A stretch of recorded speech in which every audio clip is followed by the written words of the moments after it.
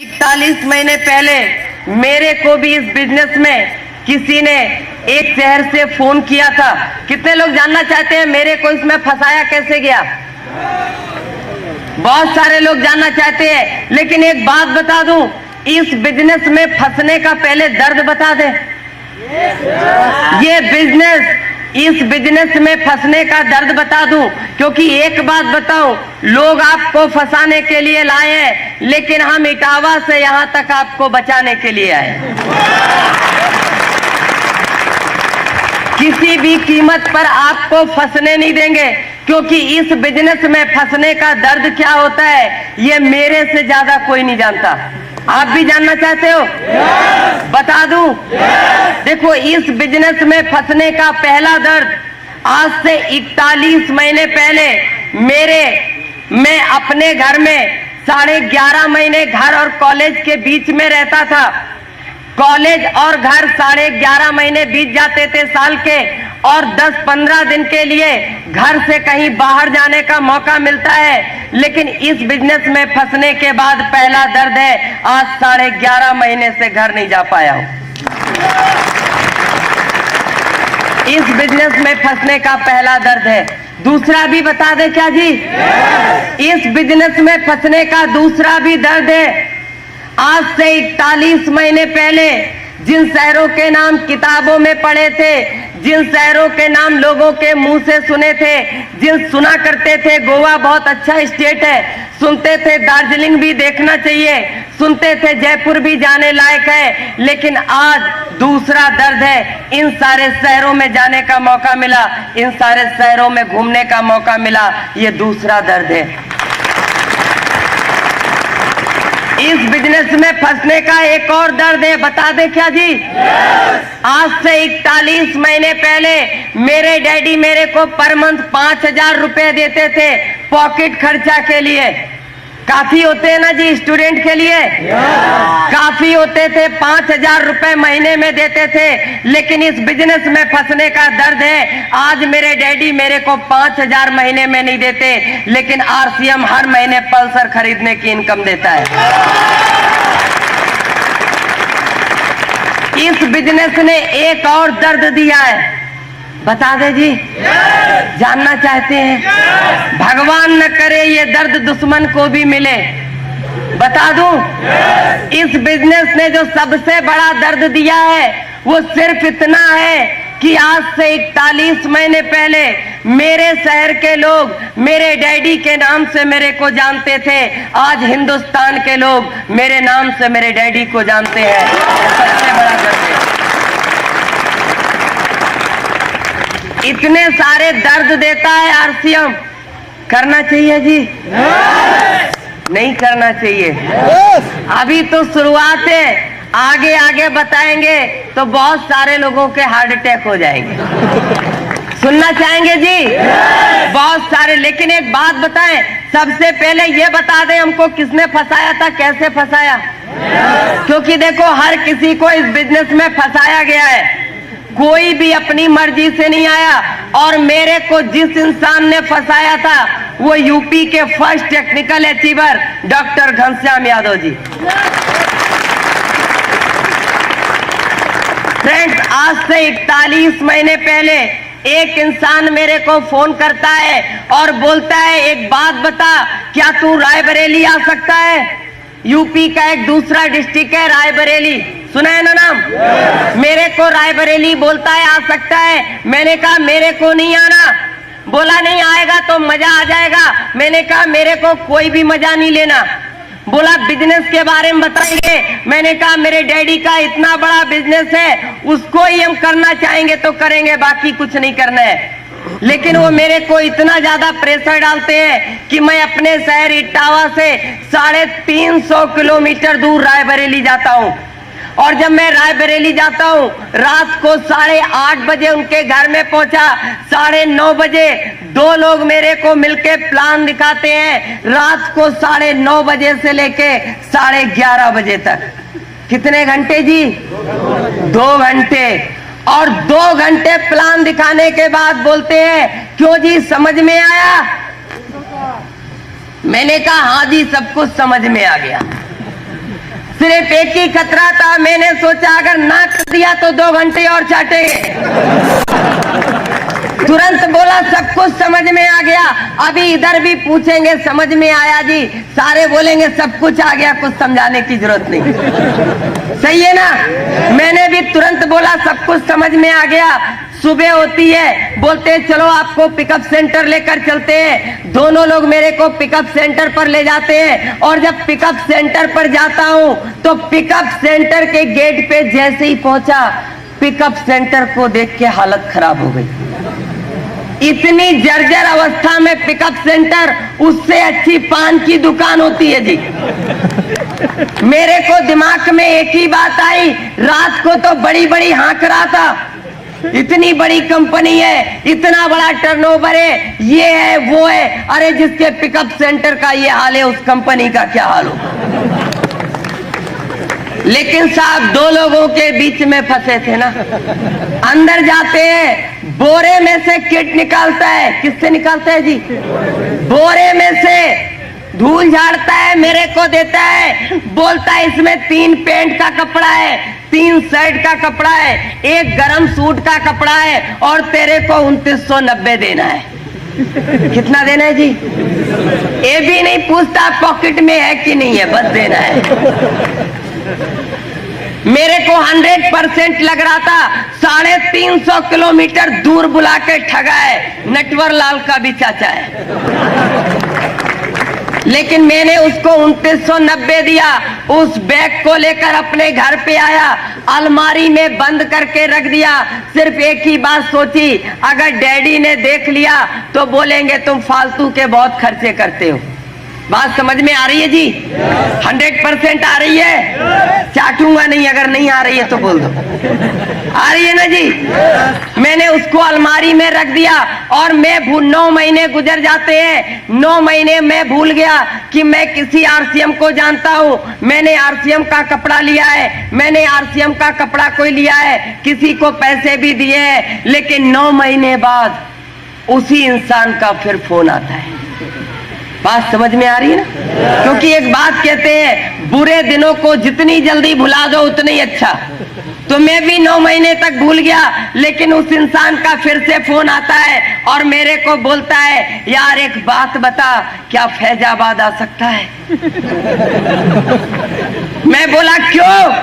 पहले आया था तो आरसीएम में फंसाया था, अब किस में फंसाना है? बोला नहीं यार, आरसीएम के बारे में डिटेल में बताना है। मैंने कहा जब शॉर्ट में बताया था तो 2990 लिया था, डिटेल में कितना लेगा?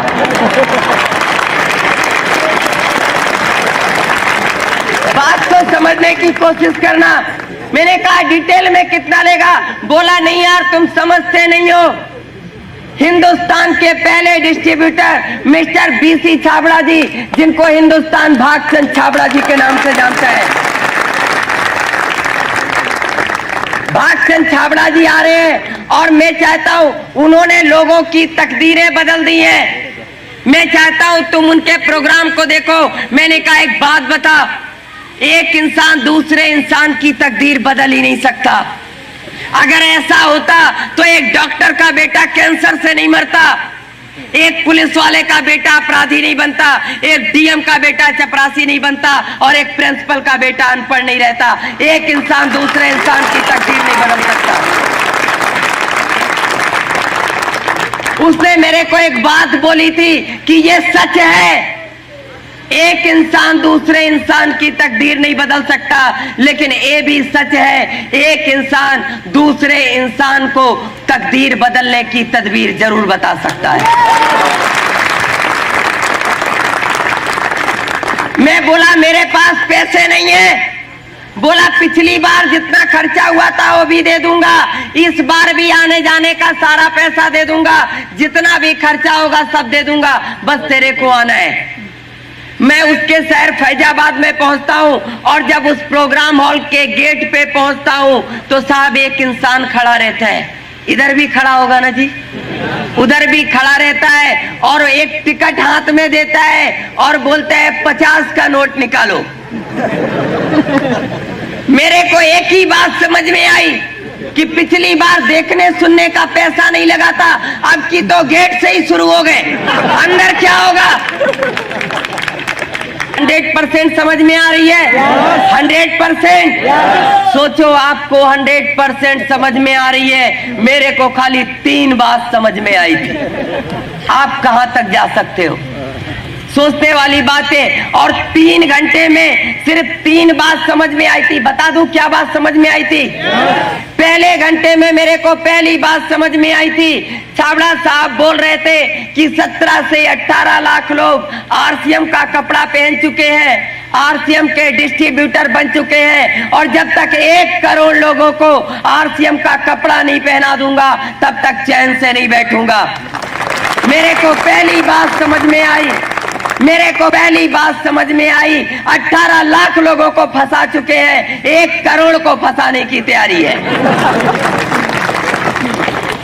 लेकिन दूसरे घंटे में छाबड़ा साहब बोल रहे थे, उनके बोलने का तरीका अच्छा लग रहा था, उनके बात करने का स्टाइल अच्छा लग रहा था, उनके समझाने का सलीका अच्छा लग रहा था। और दूसरे घंटे में दूसरी बात मेरे को समझ में आती है, अरे ये तो खाली 1 करोड़ फंसा पाएंगे, अगर इनके जैसा बोलना मेरे को आ जाएगा, मैं 8-10 करोड़ फंसा लूंगा।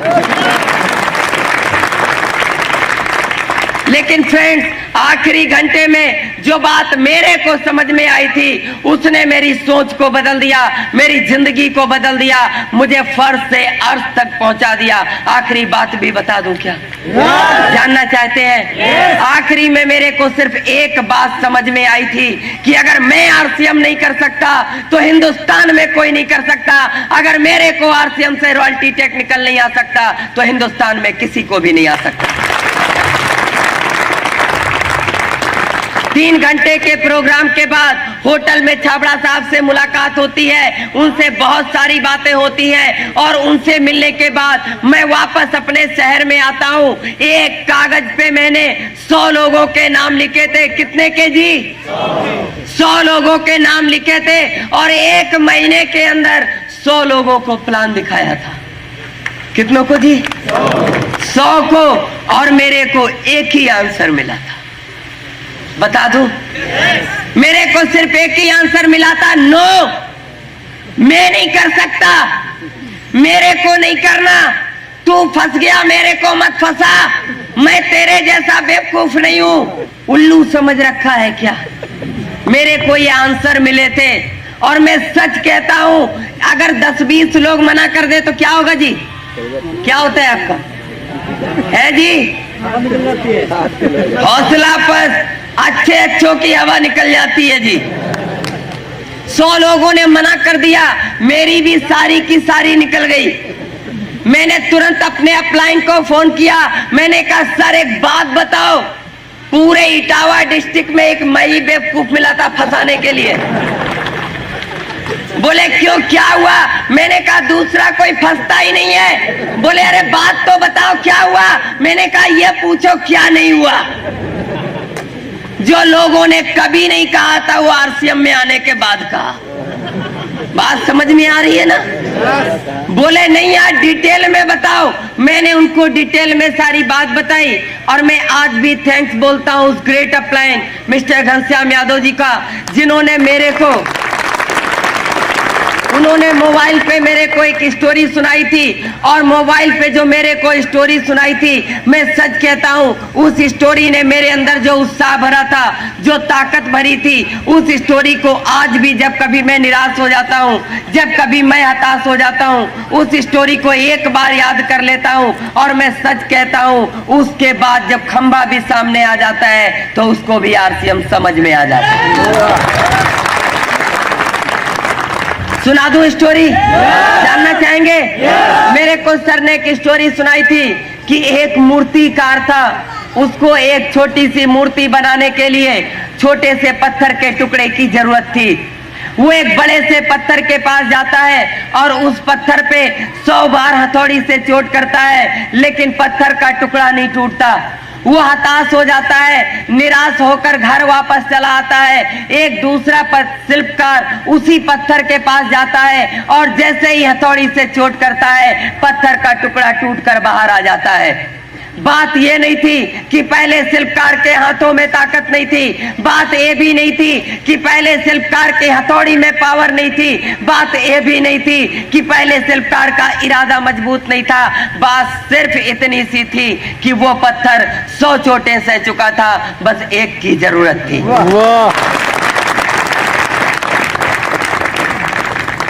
मेरे को सर स्टोरी सुनाते हैं। मैंने तुरंत अपने एक दोस्त को फोन किया, मैंने कहा यार एक बात बता, मेरे को तेरे से मिलना है।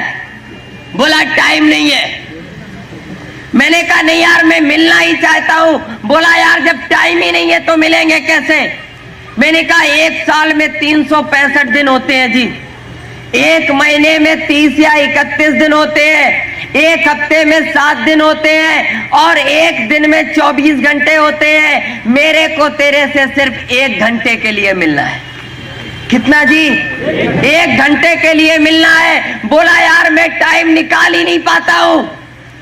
मैंने कहा मैंने रतन टाटा का इंटरव्यू पढ़ा था, उनके इंटरव्यू में एक बात थी, उन्होंने कहा था कि महीने में 2-4 दिन का टाइम मैं भी निकाल सकता हूं, महीने में 2-4 दिन के टाइम मेरे पास भी होता है, मैं भी कुछ नया कुछ रचनात्मक काम कर सकता हूं। अरे सोचने वाली बात है, इस देश के उद्योगपति के पास महीने में 2-4 दिन का टाइम हो सकता है, लेकिन इस देश के रोडपति के पास 1 घंटे का टाइम नहीं है। बात को समझने की कोशिश करना। बोला ठीक है मैं तेरे से 1 घंटे के लिए मिल सकता हूं। एक बात बता, रात को 10 बजे मेरे घर आ सकता है क्या? सोचने वाली बात है। मैं चंबल घाटी का रहने वाला हूं। कितने लोगों ने नाम सुना है जी चंबल घाटी का? बहुत सारे लोगों ने सुना है।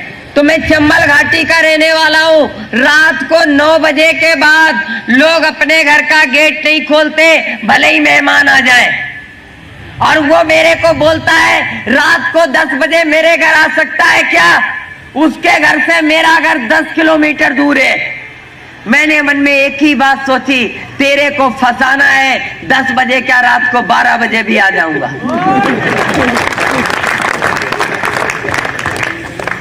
रात के 10 बजे मैं उसके घर पे जाता हूँ, उसकी पूरी फैमिली को बिठा के मैंने आरसीएम का प्लान दिखाया, प्रोडक्ट को बताया, प्रोडक्ट को दिखाया, जो भी मेरे को आता था उतना मैंने उसको बताया। और सब कुछ जानने के बाद मेरे से बोलता है यार वो सब तो ठीक है, लोगों के पास रॉयल्टी आ गई होगी, लोगों के पास टेक्निकल भी आ गया होगा, लेकिन एक बात बता, अगर कंपनी भाग गई तो? बात समझ में आ रही है जी? कितने लोगों को समझ में नहीं आ रही है? सारे लोगों को आ रही है जी। बोला अगर कंपनी भाग गई तो? मैंने कहा यार नहीं भागेगी। बोला नहीं मान ले भाग गई तो? मैंने कहा क्यों मान ले? बोला बस यूं ही मान ले, यूं ही मान ले भाग गई तो।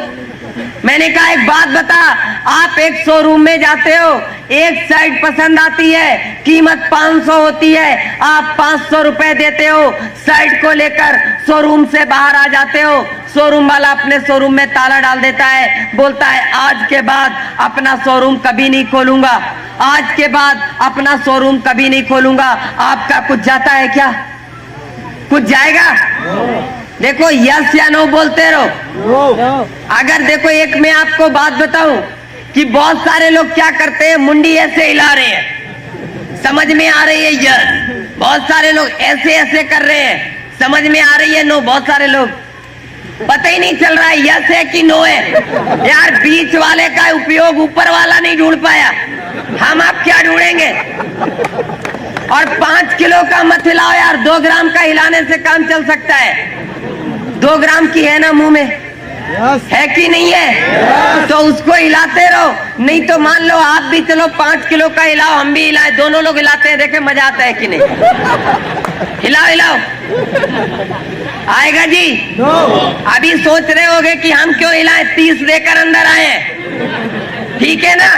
हम भी 30 देकर अंदर आए और आप ज्यादा से ज्यादा 200 किलोमीटर से आए हो, हम 1200 किलोमीटर से आए, ठीक है ना जी? तो जितना हम हिलाएंगे उतना आप भी हिलाएंगे।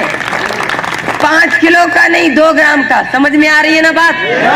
नहीं जाता है। एक बात बताओ, कितने लोग यहाँ पर है जो बचपन से कपड़े पहन रहे हैं? हाथ उठाएंगे जी। कोई बचपन से पहन रहा है तो हाथ नहीं उठाने का। बचपन से पहन रहे हैं ना जी सारे लोग? कोई बचपन में पहनना तो नहीं शुरू किया? सारे लोग बचपन से कपड़े पहन रहे हैं। एक बात ईमानदारी से बताओ, एक बात बताएंगे, थोड़ा खड़े होंगे भैया, आप बहुत खूबसूरत लग रहे हैं। एक बात बताओ, ये कपड़ा सिलवाने के लिए जमीन बेची थी? नहीं बेची? पक्का है? याद है ना? पक्का है? बैठ जाओ सर। अच्छा, आप थोड़ा खड़े होंगे, लेटे क्यों है सर जी? बैठ जाइए आराम से, खड़े होंगे थोड़ा। ये कपड़े पहनते हो, उधार मांग के लाए हो जी? उधार तो नहीं मांगा ना? लोन लिया था बैंक में इस कपड़े को पहनने के लिए? लोन भी नहीं लिया? सच बोल रहे हो कि झूठ बोल रहे हो? इसने लोन लेके भी कपड़े नहीं खरीदे। बैठ जाओ। अच्छा, एक बात बताओ, गांव के साहूकार से, महाजन से किसने कर्जा लेके पैंट शर्ट खरीदा? कोई है क्या? नहीं है। बात को समझने की कोशिश करना कि पैंट शर्ट खरीदने के लिए कर्जा नहीं लेना पड़ता, बैंक से नहीं लेना पड़ता, प्राइवेट नहीं लेना पड़ता, खेत नहीं बेचना पड़ता। किसी ने मकान गिरवी रखा क्या पैंट शर्ट बनवाने के लिए? आज तक नहीं रखा। सोचने वाली बात है। अगर आप आरसीएम का कपड़ा पहनोगे तो क्या कुछ बेचना पड़ेगा जी? नहीं बेचना पड़ेगा। आप कपड़े लोगे और पैसे दोगे, कपड़े घर में आ जाएंगे। लेकिन ईमानदारी से एक बात बताओ, आपने कपड़े घर में रख लिए, अगर कंपनी भाग गई तो आपका कुछ जाएगा? नहीं जाएगा। लेकिन सोचने वाली बात है, fashion shooting private limited company के मालिक मिस्टर त्रिलोक चंद छाबड़ा जी, जिन्होंने अगस्त 2000 में आरसीएम बिजनेस की शुरुआत की। इसकी किट का कपड़ा भीलवाड़ा के अंदर बनता है, इसके सलवार सूट का कपड़ा, इसकी साड़ियों का कपड़ा सूरत के अंदर बनता है, इसके खाने पीने के आइटम जयपुर के अंदर बनता है, कॉस्मेटिक का सामान सिलवासा के अंदर बनता है। कई हजार करोड़ रुपया का माल अभी हमारे गोदामों में पड़ा हुआ है। कई 100 करोड़ रुपए का माल हमारे ट्रांसपोर्टों पे पड़ा रहता है। कई 100 करोड़ रुपए का माल हिंदुस्तान के डिपो पिकअप सेंटर और आरसीएम बाजार में पड़ा रहता है। आपको 1 रुपए का शैम्पू देने से पहले कंपनी को कई करोड़ रुपए इन्वेस्टमेंट करने पड़ते हैं। ये पहली हिंदुस्तान की ऐसी कंपनी है, दुनिया की पहली ऐसी कंपनी है जिसके ऊपर 1 रुपया भी गवर्नमेंट का कर्जा नहीं है। दुनिया की पहली ऐसी कंपनी है जिसके ऊपर 1 रुपया भी प्राइवेट फाइनेंस नहीं है। जरा सोच कर बताओ, अगर कंपनी भाग जाएगी तो आपका तो कुछ नहीं जाएगा, लेकिन मिस्टर टीसी छाबड़ा जी सड़क पर आ जाएंगे। कंपनी भागेगी क्या जी? भागेगी जी? भाग सकती है? फिर वही बात आती है, वो सब तो ठीक है, चलो मान लिया नहीं भागेगी, लेकिन मेरे 2 नहीं बने तो? क्यों जी?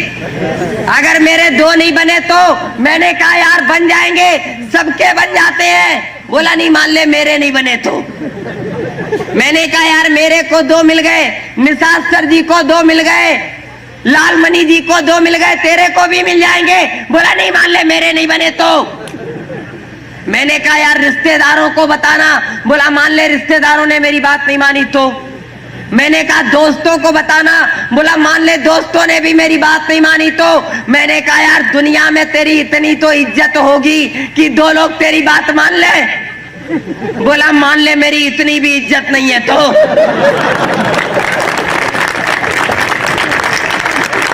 मैं बोला तो एक काम कर, जब तेरी इतनी भी इज्जत नहीं है तो चुल्लू पर पानी में डूब के मर जा। अरे यार सीधी सी बात है, जिस आदमी की इतनी भी इज्जत नहीं है उसको मर जाना चाहिए। और गारंटी है मेरी, मरने के बाद 4 मिल जाएंगे, कंधा देने आएंगे। और लिख कर जाना, उन 4 में से 2 आरसीएम में आ जाएंगे। अरे जीते जी अपनी तकदीर नहीं बना सकता, मरने के बाद बच्चों की तकदीर बना के जाओ। बोला चलो ठीक है, मैंने मान लिया, मेरे 2 बन गए, उन दोनों के भी 2-2 बन गए। उन दोनों के भी 2-2 बन गए, उन दोनों के भी 2-2 बन गए। ऐसे तो एक दिन पूरे डिस्ट्रिक्ट के लोग ज्वाइन हो जाएंगे। जो लास्ट में आएगा उसका 2 किधर से आएगा? मैं बोला कोई बात नहीं, अपन अपने डिस्ट्रिक्ट से बाहर चलेंगे। यूपी में और भी डिस्ट्रिक्ट है। बोला मान ले सारे डिस्ट्रिक्ट के लोग ज्वाइन हो गए, पूरा यूपी ज्वाइन हो गया, जो लास्ट में आएगा वो 2 कहां से लाएगा? मैं बोला कोई बात नहीं, अपन यूपी से बाहर चलेंगे, बिहार चलेंगे, झारखंड चलेंगे, पंजाब चलेंगे, हरियाणा चलेंगे, गुजरात चलेंगे, बंगाल चलेंगे, आसाम चलेंगे। बोला मान ले सारे स्टेट के सारे लोग ज्वाइन हो गए, पूरा हिंदुस्तान ज्वाइन हो गया, जो लास्ट में आएगा उसका 2 कहां से लाओगे? अभी अपना ठिकाना नहीं था, अभी पूरा इंडिया ज्वाइन हो गया तो मैं बोला कोई बात नहीं, अपन एशिया में चलेंगे। बोला मान ले पूरा एशिया भी ज्वाइन हो गया तो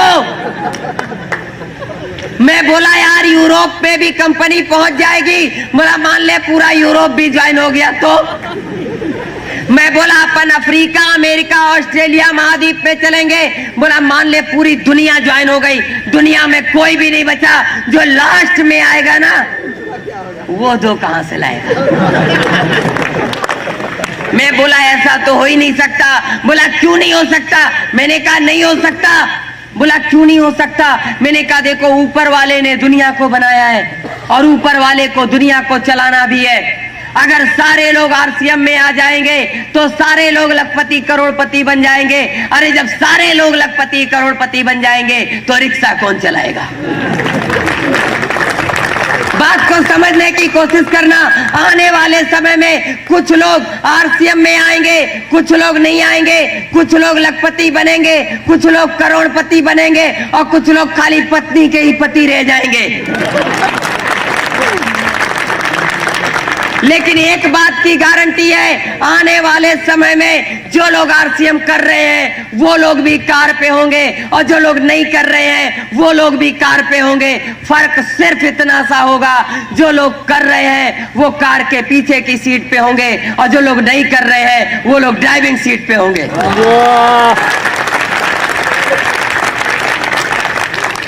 बात समझ में आ रही है? अगर नहीं समझ में आ रही है तो समझने की जरूरत भी नहीं है। आरसीएम नहीं चलेगा। मैंने कहा अब क्यों नहीं चलेगा जी? बोला मान ले लोगों ने हेयर ऑयल लगाना बंद कर दिया तो मैं बोला कोई बात नहीं, लोग क्रीम पाउडर लगाएंगे तो आरसीएम चलेगा। बोला मान ले लोगों ने क्रीम पाउडर लगाना भी बंद कर दिया तो मैंने कहा कोई बात नहीं, लोग नमक मिर्च भुजिया बिस्कुट खाएंगे तो आरसीएम चलेगा। बोला मान ले लोगों ने फल फ्रूट खा के जिंदा रहना शुरू कर दिया तो मैं बोला कोई बात नहीं, लोग नहाएंगे धोएंगे तो आरसीएम चलेगा। बोला मान ले लोगों ने नहाना धोना भी छोड़ दिया तो देखो ये जो तो होती है ना बड़ी खतरनाक होती है। जब जिंदगी में तो आ जाती है तो वो नहीं आती जिसका वो सपना देखते हो। जिंदगी में 2 में से एक ही चीज साथ में रहेगी, या तो रहेगा या वो रहेगा। बात समझ में आ रही है? तो को रखना है कि वो को और जेब में है कौन? तो वो मैंने कहा कोई बात नहीं, लोग नहाएंगे धोएंगे तो आरसीएम चलेगा। बोला मान ले लोगों ने नहाना भी छोड़ दिया तो मैंने कहा यार मोबाइल पे बातचीत कर सकते हो तो आरसीएम चलेगी। बोला मान ले लोगों ने बातचीत भी बंद कर दी। मैंने कहा लोग कपड़े धुलेंगे तो आरसीएम चलेगा। बोला तू कपड़े धोने की बात करता है, अगर लोगों ने पहन नहीं छोड़ दिए तो मैंने कहा बिल्कुल सही कह रहे हो, अगर लोगों ने कपड़े पहनने छोड़ दिए तो आरसीएम बिल्कुल नहीं चलेगा, क्योंकि आरसीएम बिजनेस सभ्य समाज के लिए है, सभ्य इंसान के लिए है, उस इंसान के लिए है जो कपड़े पहनता है। और दुनिया के अंदर 2 लोगों को कपड़े की जरूरत नहीं होती। 2 लोग कपड़े नहीं पहनते, वो या तो जानवर होता है या पागल होता है। और जानवरों के लिए आरसीएम नहीं है और पागलों के लिए आरसीएम नहीं है। सिर्फ इतना बता दो, सिर्फ इतना बता दे, सिर्फ इतना बता दो, इन दो में से तुम किस कैटेगरी में आते हो? बात समझ में आ रही है जी? दो लोगों के लिए आरसीएम नहीं है, या तो वो 1000 प्रॉब्लम है और तू मरा नहीं जिंदा है। 1000 प्रॉब्लम है और उसके बाद भी तो जिंदा है, तो एक काम और कर, एक और प्रॉब्लम ले ले, आरसीएम 1001 हो जाएगी। अरे जब 1000 में नहीं मरा तो 1001 प्रॉब्लम में भी नहीं मरेगा, मेरी गारंटी है। मरेगा क्या जी? अरे जो 100 किलो के बोझ से नहीं मरा, 2 ग्राम और लाद दोगे तो क्या मर जाएगा? नहीं मरेगा। लेकिन इस बात की गारंटी है कि अगर आरसीएम नाम की एक और प्रॉब्लम ले लोगे तो 5 साल अगर 1001 प्रॉब्लम के साथ जी लोगे तो इस बात की गारंटी है 1000 प्रॉब्लम खत्म हो जाएगी, खाली एक प्रॉब्लम रह जाएगी, आरसीएम आरसीएम आरसीएम। कहूंगा आरसीएम का साबुन ले लो, सर्फ ले लो। शर्म आती है, मैं नहीं कर सकता। क्यों जी?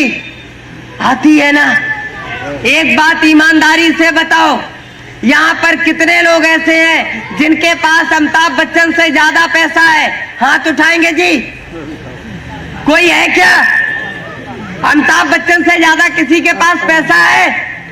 यस या नो? नहीं है। अमिताभ बच्चन से ज्यादा पैसा नहीं है। ईमानदारी से बताओ, अमिताभ बच्चन से ज्यादा नाम है क्या? अमिताभ बच्चन से ज्यादा नाम भी नहीं है। ईमानदारी से बताओ, अमिताभ बच्चन जैसा किसी का बेटा है क्या? अमिताभ बच्चन जैसी बहू है क्या? नहीं है। अरे कुछ लोग बोल नहीं रहे, लगता बाकी लोगों की है। यस या नो? नहीं तो हम भी चुप। यस या नो बोलते रहेंगे। अमिताभ बच्चन जैसी बीवी है क्या? नहीं है। अमिताभ बच्चन सुपरस्टार है, यहाँ पर कोई है क्या? नहीं है। सोचने वाली बात है। अमिताभ बच्चन के पास सब कुछ आपसे ज्यादा है और अमिताभ बच्चन टीवी में आता है और क्या बोलता है जी? हाजमोला खाओ। अमिताभ बच्चन टीवी में आकर बोलता है च्यवनप्राश खाओ, तंदुरुस्ती बढ़ाओ। उसको टीवी में बोलने में शर्म नहीं आती है। वो टीवी पे आके बोलता है च्यवनप्राश खाओ, तंदुरुस्ती बढ़ाओ। आप बीवी से नहीं बोल सकते आरसीएम की चाय पिलाओ।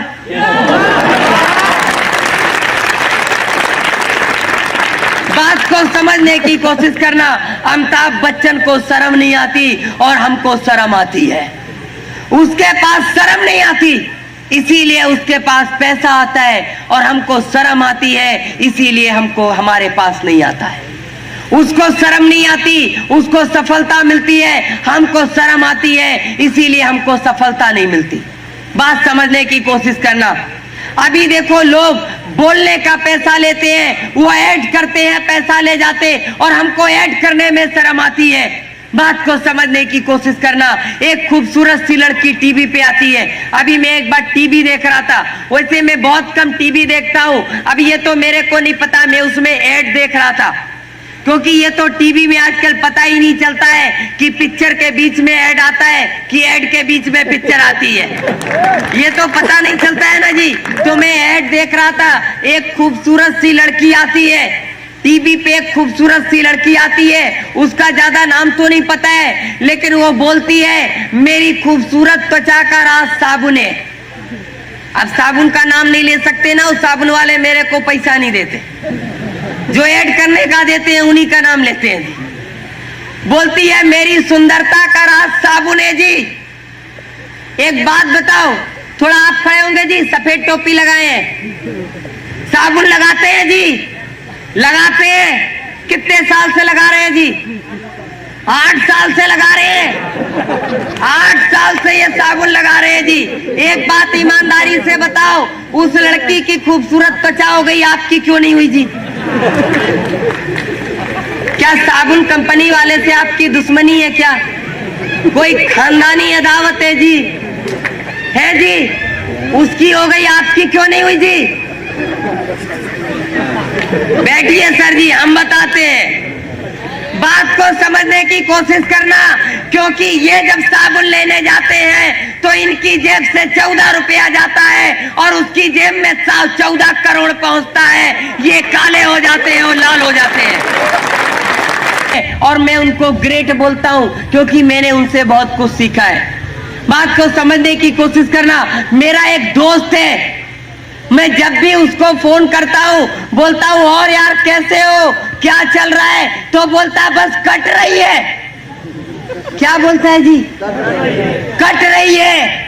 जब भी उसको फोन किया बोला कट रही है। मैंने अभी उसको फोन किया था दीपावली पे, मैंने बोला और यार क्या है, रात को 11 बजे, तो बोला कट रही है। मैंने कहा क्या कट रही है, रात को 11 बजे सब्जी काट रहा है क्या? बोला नहीं बिस्तर पे हूं। मैंने कहा बिस्तर पे क्या काट रहा है? बोला कट रही है। सोचने वाली बात है। बोला जिंदगी कट रही है।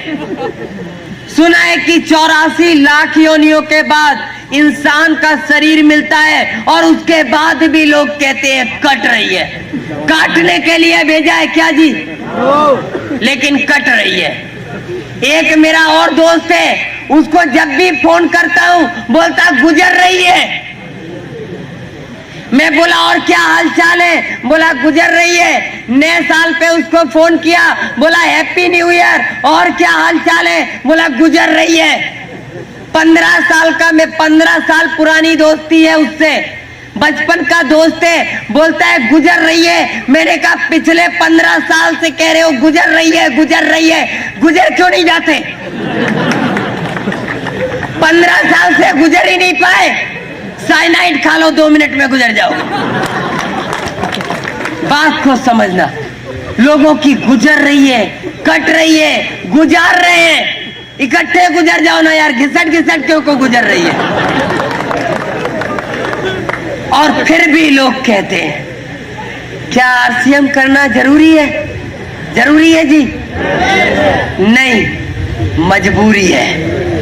क्योंकि लोगों की कट रही है, हमको काटनी नहीं है। लोगों की गुजर रही है, हमको गुजारनी नहीं है। वो कैसे दिखते हैं मेरे को नहीं पता, लेकिन अपने को झक्कास रहना है, अपने को बिंदास रहना है।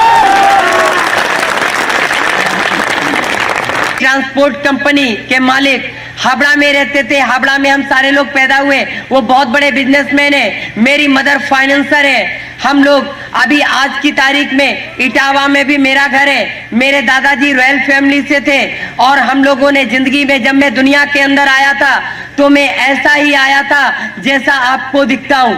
बात समझ में आ रही है जी?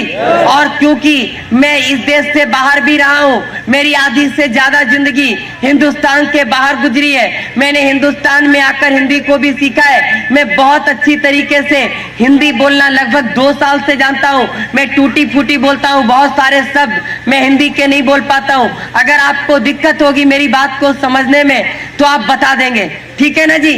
वैसे सारी चीजें समझ में आ रही होंगी, क्यों लालमणि जी? कोई दिक्कत तो नहीं हो रही होगी जी सर?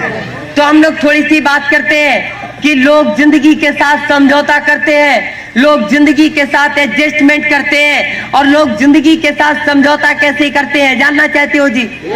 सारे लोग, कितने लोग जानना चाहते हो जी?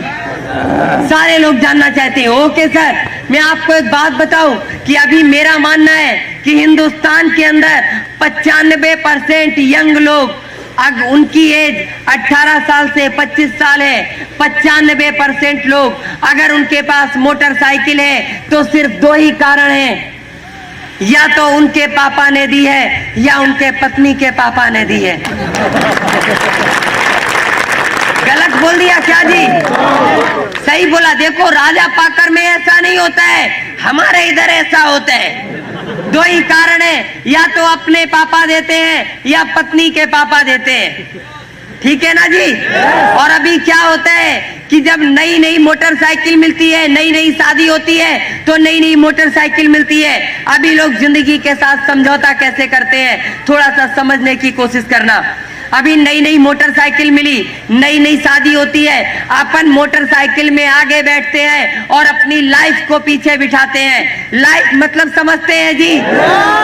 लाइफ मतलब समझ में आ रही है ना जी? लाइफ मतलब जान, मेरी जान। देखो अभी शादी नहीं हुई पर एक्सपीरियंस है। जब नई नई शादी होती है तो सबको जान ही दिखाई देती है। ठीक है ना जी। अभी अपन आगे बैठते हैं और अपनी लाइफ को पीछे बिठाते हैं और उसके बाद जिंदगी में एक ही गाना चलता है कि जिंदगी एक सफर है सुहाना। बहुत मस्ती से जिंदगी चल रही होती है और 2-3 साल गुजर जाते हैं, एक नया आइटम दुनिया में आ जाता है। नया आइटम समझ में आ रही है ना जी? सारे लोगों को आ रही है जी?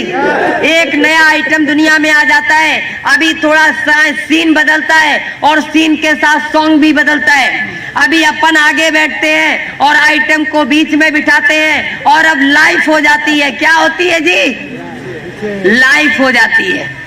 और लाइफ के बाद वाइफ हो जाती है। वाइफ को पीछे बिठाते हैं और उसके बाद जिंदगी में एक ही गाना चलता है, 100 साल पहले हमें तुमसे प्यार था। अभी शक है कि नहीं है, लेकिन 100 साल पहले था, गारंटी है। और अभी थोड़ा सा जिंदगी में और परिवर्तन आता है, 2-3 साल और गुजरते हैं, पहला वाला आइटम बड़ा हो जाता है और दूसरा वाला दुनिया में आ जाता है। और आप क्या करते हैं? देखो लोग एडजस्टमेंट कैसे करते हैं, समझने की कोशिश करना। पहले वाले आइटम को टंकी पे बिठाते हैं, फिर अपन बैठते हैं, फिर दूसरे वाले आइटम को बीच में बिठाते हैं और अब पत्नी हो जाती है। क्या हो जाती है जी? पत्नी हो जाती है। पत्नी को बोलते हैं ऐसा कर, आधा सीट पे आधा कैरियर पे। एडजस्टमेंट करते हैं लोग और उसके बाद जिंदगी में एक ही गाना चलता है, जाने कहां गए वो दिन। गलत तो नहीं बोलना ना जी? बहुत सारे लोगों को सीन याद आ रहा होगा, क्यों जी?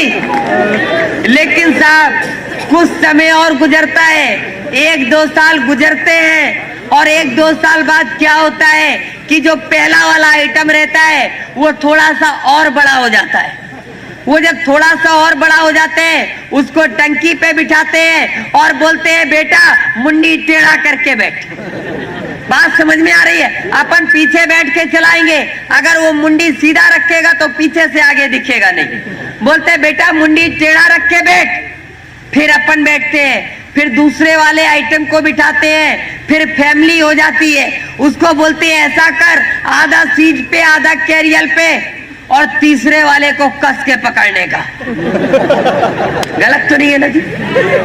और उसके बाद जिंदगी में जो गाना चलता है वो हमेशा चलता है, वो पूरी जिंदगी भर चलता है और तब तक चलता है जब तक ऊपर से कंफर्म रिजर्वेशन का टिकट नहीं आ जाता। पता है जी क्या चलता है? उसके बाद जिंदगी में एक ही सीन चलता है कि मैं रो पड़ता हूं जब गुजरा जमाना याद आता है।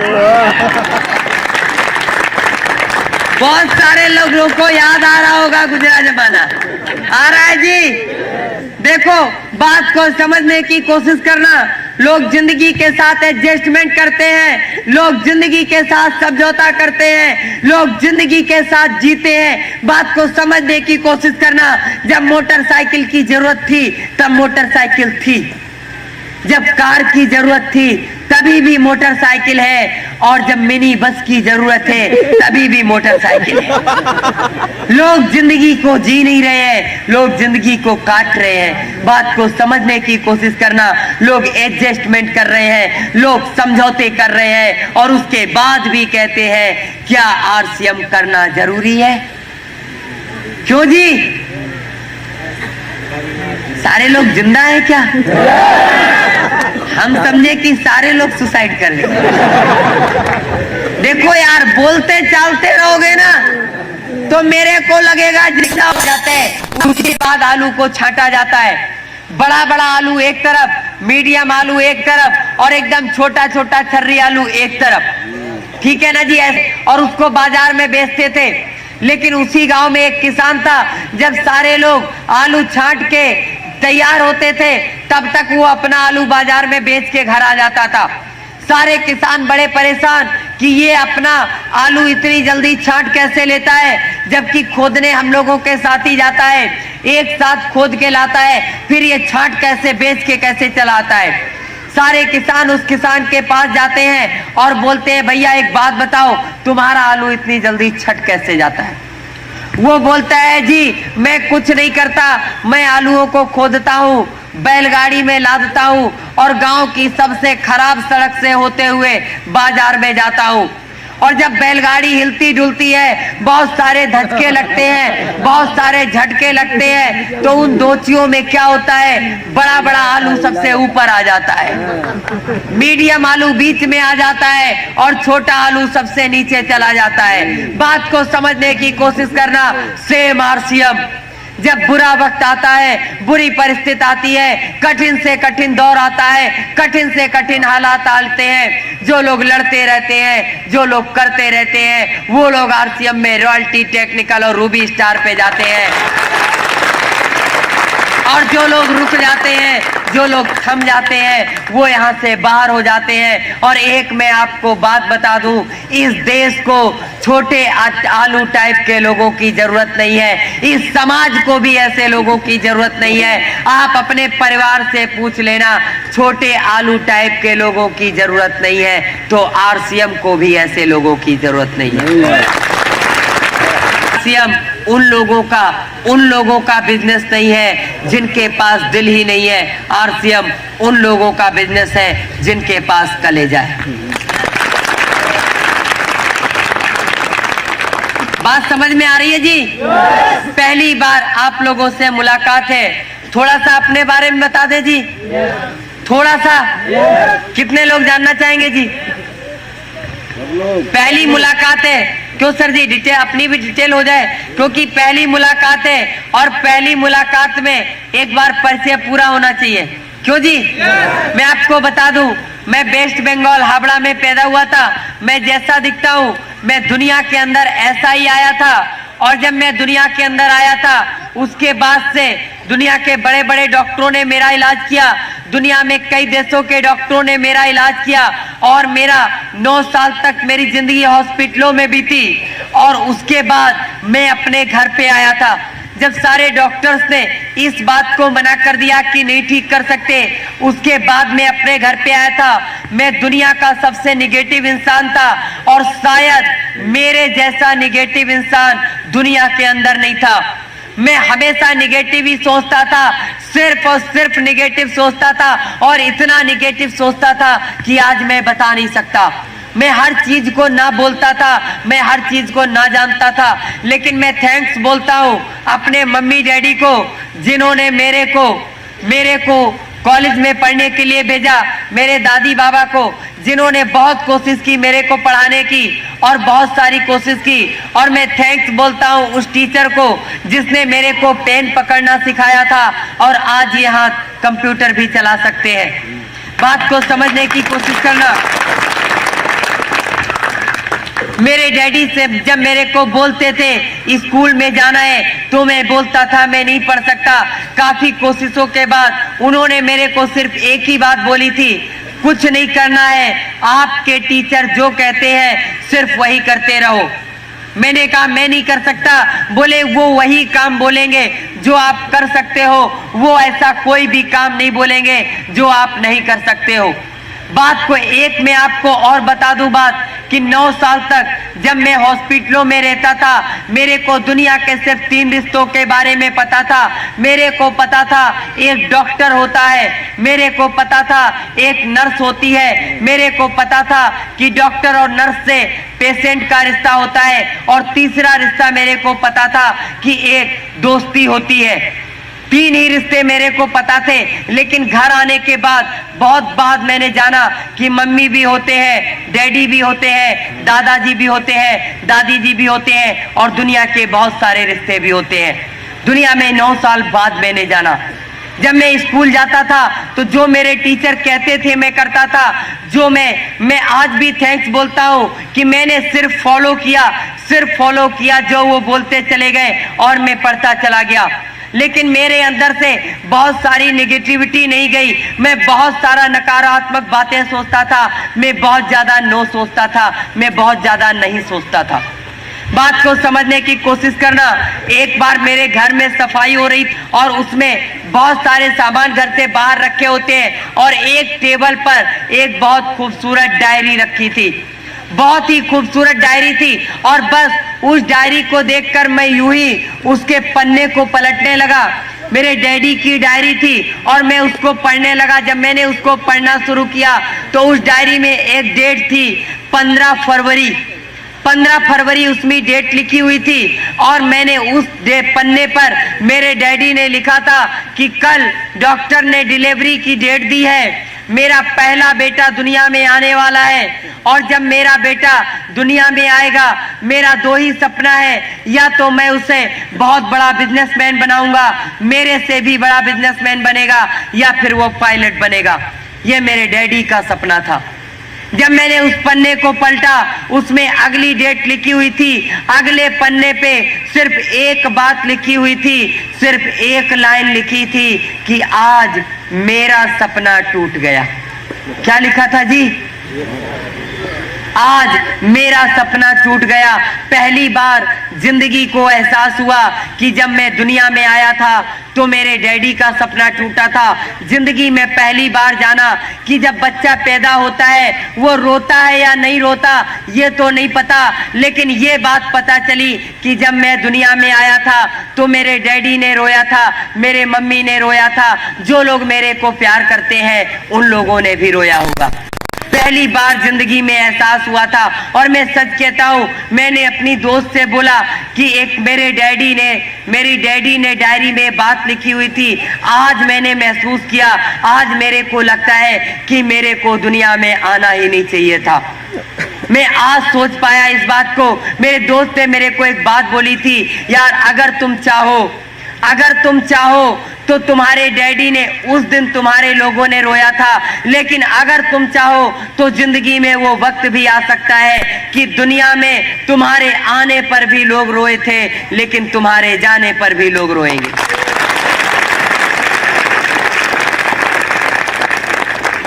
मैं सच कहता हूँ, उस दिन के बाद मेरे दिमाग की सोच बदलनी शुरू हुई। बहुत ज्यादा मैं नहीं कहता कि मैं पॉजिटिव हो गया, लेकिन मैंने अपनी एजुकेशन में मन लगाया और उसके बाद मैंने सेल्स की ट्रेनिंग ली, मैंने प्रैक्टिकल साइकोलॉजी की ट्रेनिंग ली, मैंने ट्रेनिंग देना शुरू किया।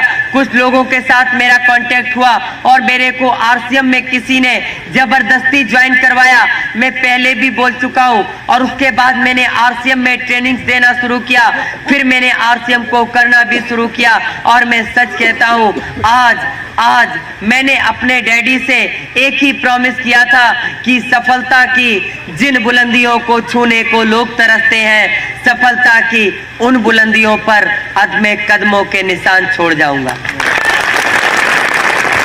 मानते हैं इस बात को जी?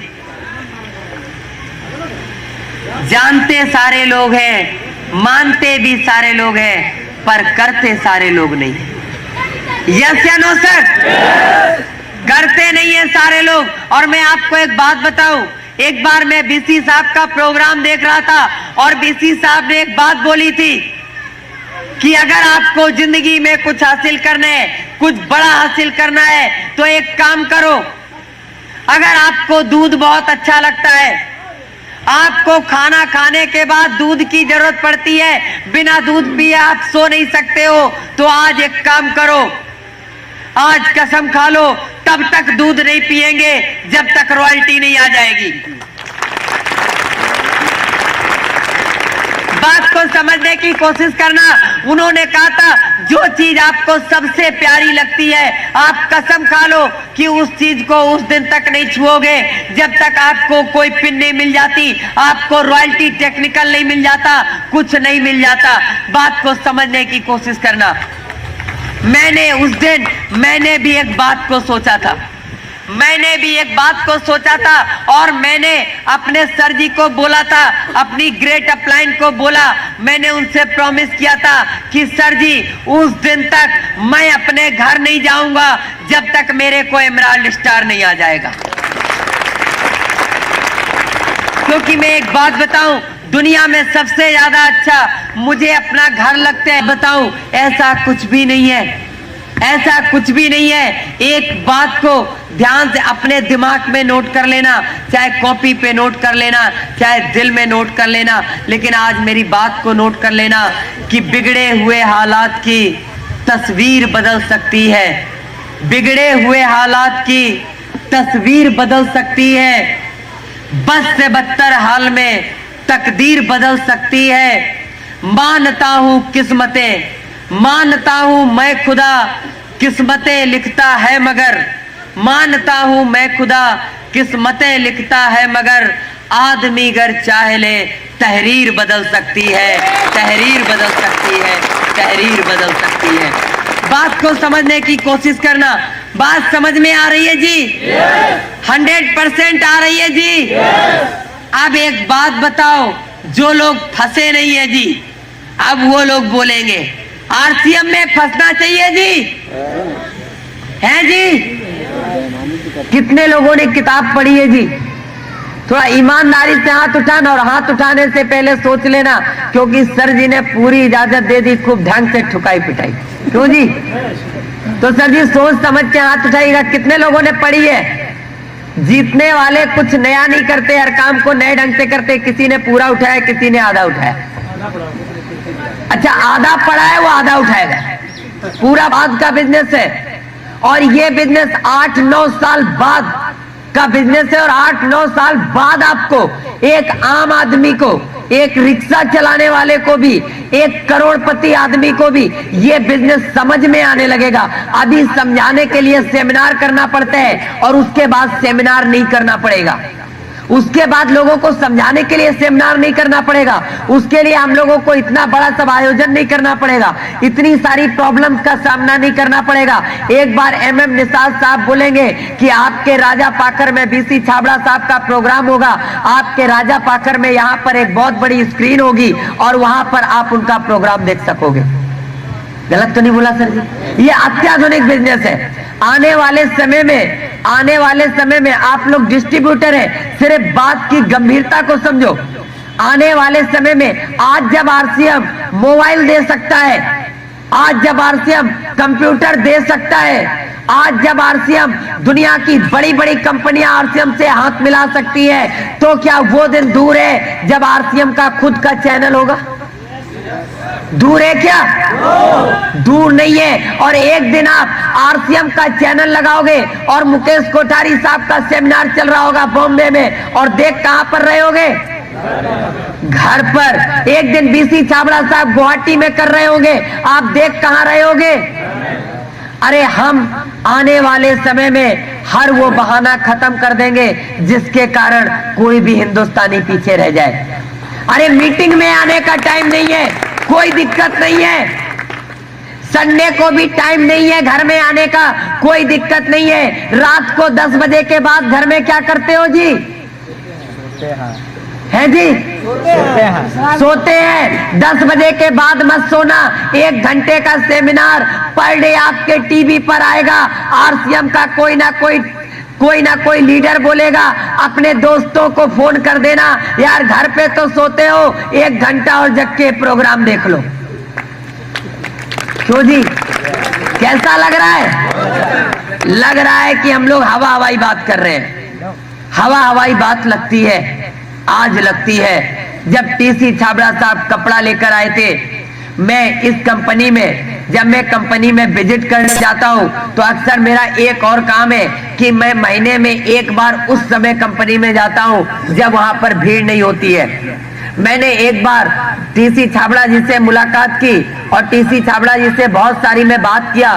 तो मैंने सर जी से एक बात पूछी। मैंने कहा, सर जी एक बात बताओ, क्योंकि मैं भी एक नया डिस्ट्रीब्यूटर था। हर एक डिस्ट्रीब्यूटर की एक चाहत होती है कि सर जी अब क्या लॉन्च करने वाले हो? क्यों जी? सर जी यही तो पूछते हैं, अब क्या क्या आने वाला है? मैंने भी सर से पूछा, सर जी एक बात बताइए, अब RCM और क्या क्या लाने वाला है? तो पता है मेरे को आंसर क्या मिला था? जानना चाहते हैं जी? उन्होंने मेरे को एक आंसर दिया था आज से 1.5 साल पहले। एक आंसर दिया था, एक इंसान होने के नाते जो भी आपकी जरूरत है वो RCM पूरी करेगा, और एक बिजनेसमैन होने के नाते जितनी भी आपकी जरूरतें हैं वो भी RCM पूरा करेगा। और क्या चाहिए? साधु जी, आज तक किसी ने ट्रेनिंग प्रोग्राम में बात बताई, लेकिन मैं आपको आज सिखाने नहीं आया। आज हमारी पहली मुलाकात है, और जो टीचर पहली मुलाकात में सिखाने लगता है ना, उससे स्टूडेंट लोग पढ़ते नहीं है। ठीक है ना। जब दोबारा आएंगे तो लोग कहेंगे सेमिनार तक देखना है, ट्रेनिंग में तो बिल्कुल नहीं बैठना है। सही है ना। तो आज मैं आपको महसूस कराने आया हूं, पहले उस चीज को महसूस करो और उसके बाद आप आरसीएम को कर पाओगे, दिल से, दिमाग से और आत्मा से। तो मैंने वहां पर मिश्रा जी से मुलाकात की, बीके मिश्रा जी। मैंने उनसे पूछा, मैंने अशोक श्रीवास्तव और अशोक श्रीवास्तव जी से बात की, उसके बाद मैंने अनूप गौड़ जी से बात की, मैंने अशोक दीक्षित जी से बात की, और सारे लोगों से जब मैंने बात की तो पता है मेरे को आरसीएम के बारे में क्या बताया गया? बता दे जी। मेरे को बताया, उन सारे लोगों ने जो बात बताई थी अलग अलग, मैं आपको टोटल उसका बता देता हूं क्या थी।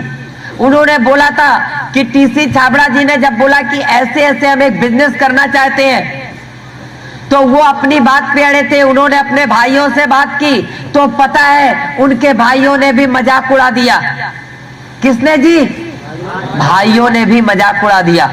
बोले अरे ऐसा कहीं होता है। घर में जब बात की तो बोले इतना अच्छा खासा फैशन शूटिंग प्राइवेट लिमिटेड का काम चल रहा है, अमेरिका जैसे देश में हमारा कपड़ा निर्यात होता है, आज हम भारत की टॉप 10 कंपनियों में एक है, शूटिंग्स में टॉप 10 में एक है, और दिमाग खराब है ये सब करने का।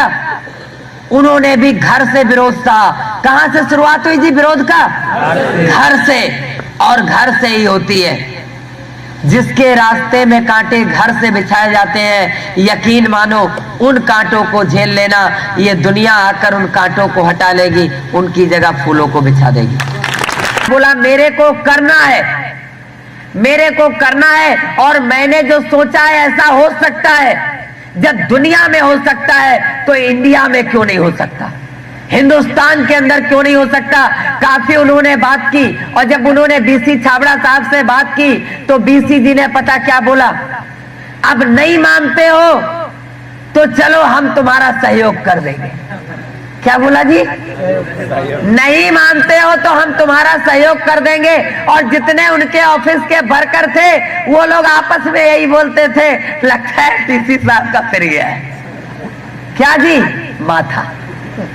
जब भी कोई नया काम करता है, कोई नया काम करता है, कोई ऐसे काम को करने की तैयारी करता है जिसको दुनिया नहीं समझती, जिसने टेलीफोन का आविष्कार किया उसको दुनिया ने पागल कहा, जिसने बल्ब को बनाया उसको दुनिया ने बेवकूफ कहा, जिसने इस दुनिया को कंप्यूटर दिया उसका लोग नाम भी नहीं जानते, जिसने माइक्रोसॉफ्ट बनाया। बात को समझने की कोशिश करना, उन लोगों को बेवकूफ और पागल कहा जाता है जो दुनिया के अंदर नया आविष्कार करते हैं। और आरसीएम हिंदुस्तान के अंदर टीसी छाबड़ा साहब का आविष्कार है। फैशन शूटिंग प्राइवेट लिमिटेड के उसी ऑफिस में जहां आज आप जाते हो जी, वहीं पर वो ऑफिस था, एक उद्घाटन किया गया। और शहर के, चूंकि वो भी एक बहुत बड़े बिजनेसमैन थे, छाबड़ा ग्रुप ऑफ इंडस्ट्रीज एक बहुत सम्मानित परिवार था हिंदुस्तान के अंदर, बहुत सारे बिजनेसमैनों को भी बुलाया गया और उसका नारियल फोड़ा गया। और सबसे पहले ज्वाइन पता किसको करवाया गया है जी? उस ऑफिस के केसी छाबड़ा, बीसी छाबड़ा, वो सब तो मजबूरी थी, क्या मालूम अपना पैसा भी ना दिए। बहुत सारे भाई लोग घर में ज्वाइनिंग करवा देते हैं जी, है जी? आपकी वाइफ ज्वाइन है? पैसा वाइफ ने दिया था कि आपने? शायद ऐसे ही सिस्टम हो, ठीक है ना जी। बहरहाल उस ऑफिस के लोगों को ज्वाइन करवाया गया जबरदस्ती, और ऑफिस वालों ने इसलिए ज्वाइन किया कि नौकरी करनी है तो चलो ज्वाइन कर लेते हैं। गलत तो नहीं बोला ना साहब? ये उन लोगों के शब्द थे जो लोग वहां पर आज भी हैं। और उसके बाद आरसीएम की शुरुआत हुई साहब, धीरे धीरे बिजनेस बढ़ा।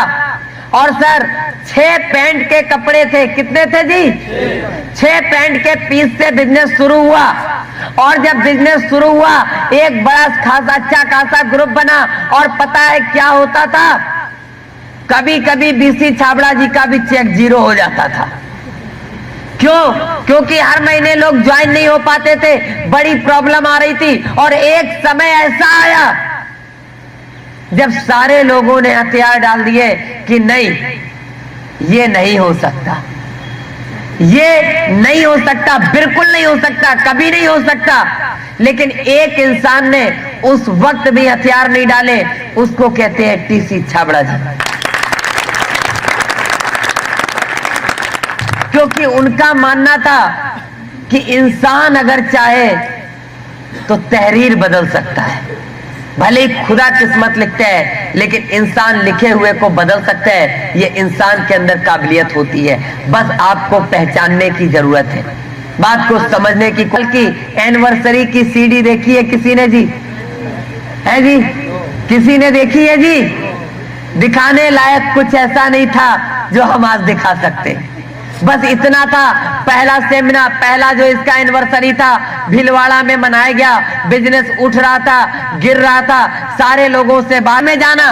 और दुनिया का सबसे कठिन काम आज आपको करना है, दुनिया का सबसे कठिन काम आपको करना है। और अगर ये काम आप कर लोगे तो इस बात की गारंटी है, चाहे हमारी आपकी मुलाकात अगर 1 साल बाद भी होगी, चाहे 6 महीने बाद होगी, लेकिन इस बात की गारंटी है कि आज आपका जो भी बिजनेस है उससे कम से कम वो बिजनेस जितना भी आपका है उससे कम 10 से 20% जरूर बढ़ जाएगा।